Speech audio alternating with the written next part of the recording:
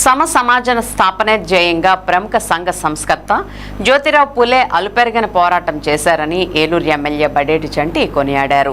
ఆయన పోరాట స్ఫూర్తితో ప్రతి ఒక్కరూ పయనించాలని సూచించారు.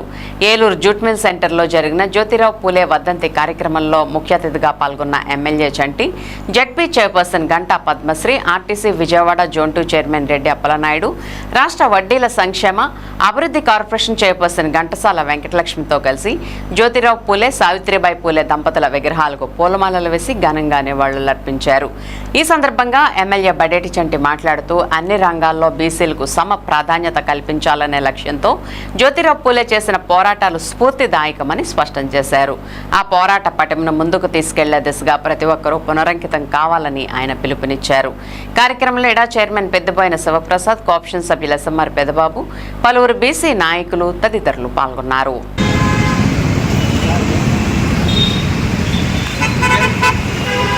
जोहार महात्मा ज्योतिराव फुले, जोहार महात्मा ज्योतिराव फुले, जोहार महात्मा ज्योतिराव फुले, जोहार महात्मा ज्योतिराव फुले, जोहार महात्मा ज्योतिराव फुले.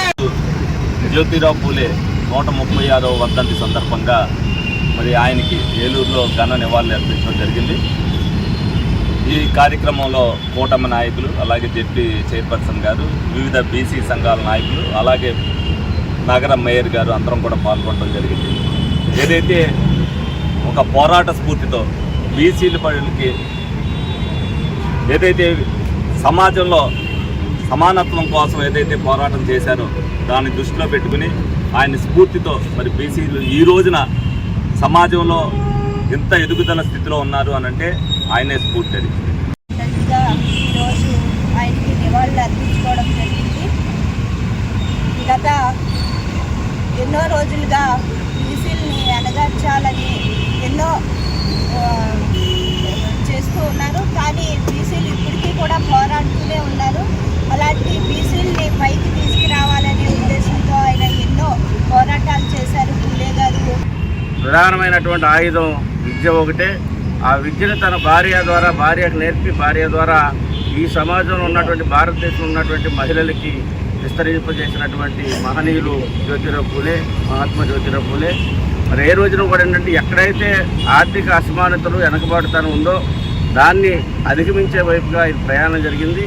మరి ఆ రోజున ఉన్నటువంటి కుల వివక్ష ఏదైతే ఉందో దానికి వ్యతిరేకంగా పోరాడి మరి ప్రజల్లో ఒక చైతన్యం తీసుకొచ్చినటువంటి మహనీయులు.